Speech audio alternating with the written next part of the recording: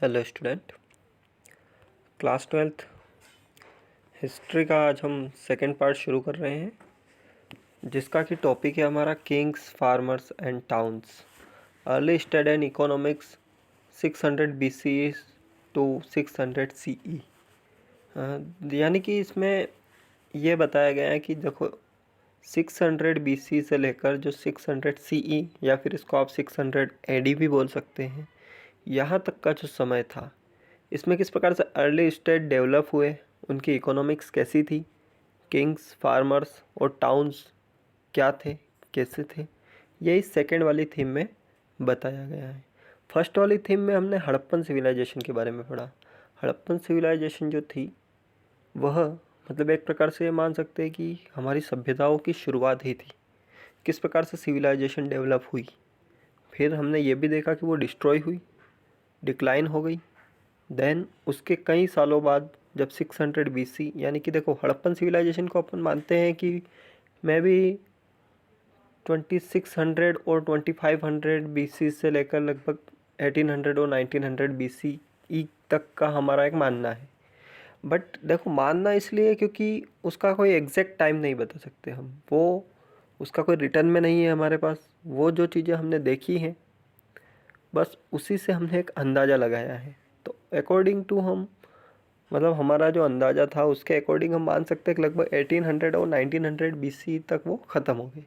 Then उसके बाद जब 600 BC का समय आया तो वहाँ से लेकर 600 AD तक का समय, मतलब ये लगभग 1000 ईयर्स का जो समय था, इसमें कौन कौन से किंग्स आए, फार्मर्स का लाइफस्टाइल कैसा था, टाउन्स कैसे थे, किस प्रकार से अर्ली स्टेट डेवलप हुए। इसके पहले जो थे लोग केवल रहते थे, अपने आप से मतलब रखते थे, उनको उनका जीवन मतलब ऐसा था कि उनका जो डेली जो उनकी नीड है बस वो पूरी हो जाए तो उनका जीवन चल रहा है।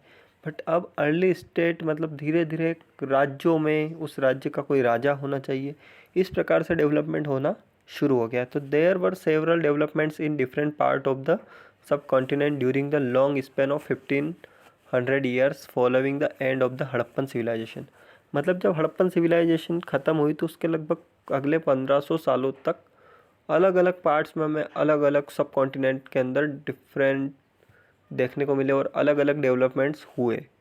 और ये ऐसा पीरियड था जिसमें ऋग्वेद, जिसको कि composed by the people living along the Indus and it's tributaries, मतलब जो इंडस रिवर्स या इसके ट्रिब्यूटरीज के आसपास के जो लोग रहते थे उनके द्वारा जब ऋग्वेद की स्थापना की गई तो उसी समय के साथ ये सारा डेवलपमेंट देखने को मिला। और ये जो ऋग्वेद था, ऋग्वेद हम जानते हैं कि हमारे जो 4 वेद हैं उनमें सबसे प्रमुख है ऋग्वेद। और इसी एज में जब ऋग्वेद की स्थापना हुई, फाउंड किया गया उसको, तो इसीलिए इसको एक वैदिक सभ्यता भी कहते हैं। इट मीन्स अ वैदिक सिविलाइजेशन, जिसको कि अलग अलग पार्ट में डिवाइड किया गया था। और ऋग्वेद की जब स्थापना हुई तो ऋग्वेद जो है हम सभी जानते हैं कि हमारे जो 4 मेन ग्रंथ हैं, ऋग्वेद, सामवेद, अथर्ववेद और यजुर्वेद, उनमें जो फर्स्ट है, जो सबसे विस्तृत है, सबसे बड़ा है, वो ऋग्वेद है। और उससे हमें बहुत सारी चीज़ें उस समय के बारे में और आज के समय तक की चीज़ें भी हमें उसमें देखने को मिलती हैं। तो यह जो है कुछ ऐसे इंक्रिप्शंस वगैरह देखने को मिलते हैं, रिटर्न चीज़ें हमें इस समय में देखने को मिली हैं। इसके पहले जो है हमें केवल अंदाज़ा था, उन चीज़ों को जो हमने देखा था, खुदाई के दौरान हमें मिली थी, उनसे अंदाज़ा लगाया था। बट अब हमें वो चीज़ें बहुत सारी ऐसी रिटर्न में भी मिलना शुरू हो गई। जैसे यहाँ पे इंक्रिप्शन लिखे हैं, अब ये इनकी लैंग्वेज थोड़ी अलग जाएगी क्योंकि उस समय की लैंग्वेज हमसे थोड़ी डिफरेंस थी, तो हम इसको आसानी से समझ नहीं सकते। एन इंक्रिप्शन सांची मध्य प्रदेश, सांची स्तूप जो है एमपी के अंदर, जिसको कि सम्राट अशोक के द्वारा बनाया गया था, उस पर ये इंक्रिप्शंस लिखे हैं।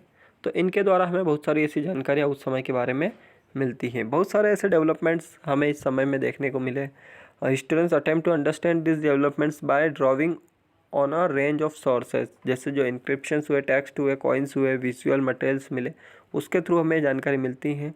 As we will see this is a complex process, you will also notice that this source do not tell the entire story. हम ये भी मानते हैं कि ये जो इंक्रिप्शंस है या जो ये टेक्स्ट है, ये पूरी कहानी नहीं कहती, बट हम उससे रिलेट करके चीज़ों को देख सकते हैं, समझ सकते हैं। तो ये जो था लगभग 6th सेंचुरी BC से या उसके बाद का जो समय है वो इस चैप्टर में हमें पढ़ने को मिलेगा कि किस प्रकार से अर्ली स्टेट इमर्ज हुए, एम्पायर्स बने, किंगडम्स बने, पॉलिटिकल प्रोसेस किस प्रकार से आगे बढ़ी, किस प्रकार से पॉलिटिकल चेंजेस आए। तो वो सारी की सारी चीज़ें इसमें दे रखी हैं। अब हमारा टॉपिक आता है प्रिंसेप एंड पियादसी। तो इसमें क्या है, तो some of the most momentous developments in Indian epigraphy took place in the 1830s। मतलब 1830s के अंदर सबसे इंटरेस्टिंग इंडियन एपिग्राफी हमें देखने को मिली। अब ये एपिग्राफी क्या होती थी, यहाँ पे साइड में दिया है, epigraphy is the study of inscriptions. यानी कि ये जो इंक्रिप्शंस इस प्रकार से लिखे गए थे, उन चीज़ों की पढ़ना, अध्ययन करना, रिसर्च करना, ये कहलाती है हमारी एपिग्राफी। तो एपिग्राफी को लेकर सबसे इंटरेस्टिंग डेवलपमेंट जो है वो 1830 के अंदर हुआ कि जब जेम्स प्रिंसेप वो एक ऑफिसर थे in the meant of the east India company के ऑफिसर थे। उन्होंने ब्रह्मी और खरोष्ठी 2 अलग अलग इंस्क्रिप्शन थे और 2 अलग अलग स्क्रिप्ट्स जो है उन्होंने उसको आज़ाद करा, मतलब उसको पढ़ा और उसको समझा। अर्लीस्ट इंस्क्रिप्शन एंड कॉइन्स, जो कि पहले के सिक्कों पे या अलग अलग जगह पे लिखी जाती थी। He found that most of this mentioned a king refers to as Piyadassi. मतलब उन्होंने ये पाया उनको पढ़ के कि उनका सीधा सा मेंशन किया गया था किंग को। मतलब वो जो चाहे वो कॉइन्स पे लिखा गया या फिर कहीं इंस्क्रिप्शन लिखे गए हैं, उन सबको अगर पढ़ोगे तो उनका सीधा सीधा रेफरल जाता था वहाँ के प्रिंस को, जिसको कि पियादासी बोलते थे। क्या बोलते थे? Piyadasi. Piyadasi meaning pleasant to behold, मतलब जिसको बहुत ही आनंद मिलता हो। There were a few inscriptions which also referred to the king as Ashok, one of the most famous rulers known from Buddhist text। और उनमें से बहुत सारे इंस्क्रिप्शन जो है वो कि अशोक को रेफ़र करते हैं, मतलब अशोक, सम्राट अशोक के द्वारा लिखे गए थे या लिखवाए गए थे, जो कि फेमस रूलर थे और जो कि बुद्धिस्ट टेक्स्ट जो थे उनसे हमें देखने को मिलते हैं। अशोक के बारे में वैसे आप सभी जानते हैं बहुत सारी चीज़ें। तो this gave a new direction to investigation into early Indian politics history as European and Indian scholars used inscriptions and text composed in a variety of language to reconstruct the lineage of major dynasties that had ruled the subcontinent। और ये जो चीज़ें मिली, इन चीज़ों ने बहुत सारे Indian scholars, बहुत सारे यूरोपियन स्कॉलर्स को एक नई दिशा दी, एक इंटरेस्ट पैदा करा उनमें कि वो इन चीज़ों को समझें और उसके बारे में और भी अधिक जानकारी निकालने की कोशिश करें। तो ये इस प्रकार से लोगों का, या जो हिस्टोरियंस थे, चाहे वो इंडियन हो या फिर यूरोपियन हो, उनका एक इंटरेस्ट गया इन चीज़ों की तरफ। उन्होंने उनको निकाला, खोजा, देन उसके बारे में बहुत सारी चीज़ें यहाँ पे जानने की कोशिश करी। द अर्लीस्ट स्टेट, मतलब किस प्रकार से शुरुआत में राज्यों की स्थापना हुई। तो उसके पहले अपन थोड़ा सा इंस्क्रिप्शन के बारे में पढ़ लेते हैं। Inscriptions are writing engraved on hard surface such as stone, metals और pottery।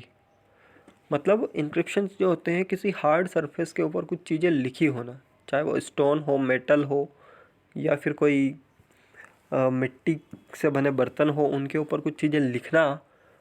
They usually record the achievement, activities और ideas of those who commissioned them and include the exploits of kings or donations made by women and men to religious institutions।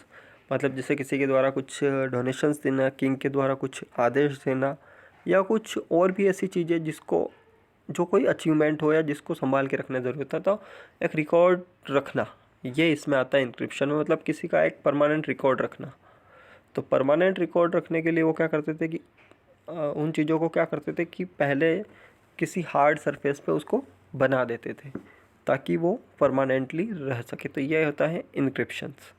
Encryption अलग अलग language में लिखे जा सकते थे जो उस समय प्रचलन में थी, जैसे संस्कृत हुई, प्राकृत हुई, या फिर कुछ अदर लैंग्वेज जो उस समय लोग यूज़ करते थे, तो उसमें इंक्रिप्शंस तैयार किए जाते थे। तो अगला हमारा जो चैप्टर है, इसका अगला पार्ट जो रहेगा वो रहेगा हमारा द अर्लीस्ट स्टेट, जिसको हम अगले पार्ट में पढ़ेंगे। तो आई होप कि आज जो हमने पढ़ा है आप उसको अच्छे से समझ पाए होंगे। हमारा चैप्टर जो था वो 600 BC से लेकर 600 AD के बीच का जो समय है उसमें किस प्रकार से अर्ली स्टेट डेवलप हुए, किंग, रूलर्स, फार्मर्स, टाउन्स, इसके बारे में है। सो नेक्स्ट चैप्टर में हम इसको आगे कंटिन्यू करते हैं। Thank you.